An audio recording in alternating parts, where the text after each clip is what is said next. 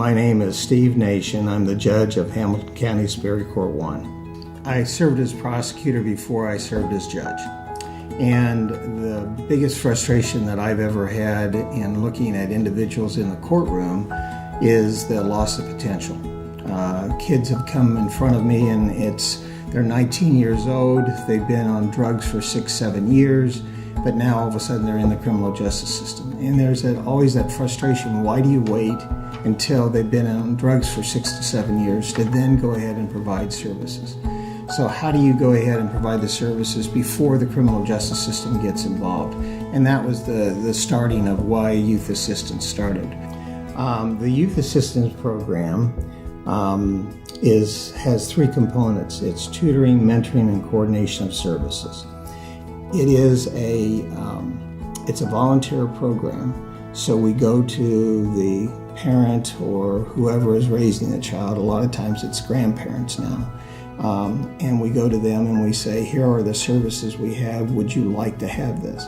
And sometimes at first they say no, but then the more they get comfortable with it, then they say yes. But it's a volunteer program. So what we try to do is work with the unit that they have and try to expand it beyond that. And it's a needs program. So in other words, it has a structure of the components and it has a structure of the system around it.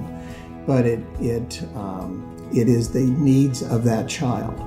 And that's how we build the programming based on that one individual child.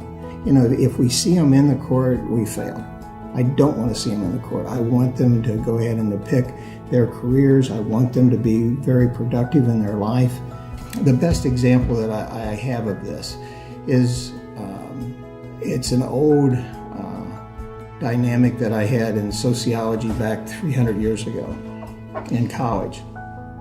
And that is, you build this beautiful city on a hill. Well, if you build it on a hill, it's got cliffs. Now, do you wait until the child falls off the cliff before you put up a gate or a fence? Or do you just go ahead and say, well, they're going to fall off, so I better put a hospital at the bottom of the mountain, because at that point I can go ahead and either have a morgue or I can go ahead and try to put them back together. And really, when we wait in the criminal justice system, we're just waiting, we're just hoping we can put them back together. The gift that we're going to get from Beck, what a wonderful opportunity this is to go ahead and to see exactly what those schools will need so that we can then go ahead and to start preparing packets. So when schools contact us, we immediately say, here's your packet. You don't have to go through this in a big, long way. It's sort of like when we first started talking with Beck's, it was like, okay, how do you go ahead and get another person to be a grain dealer?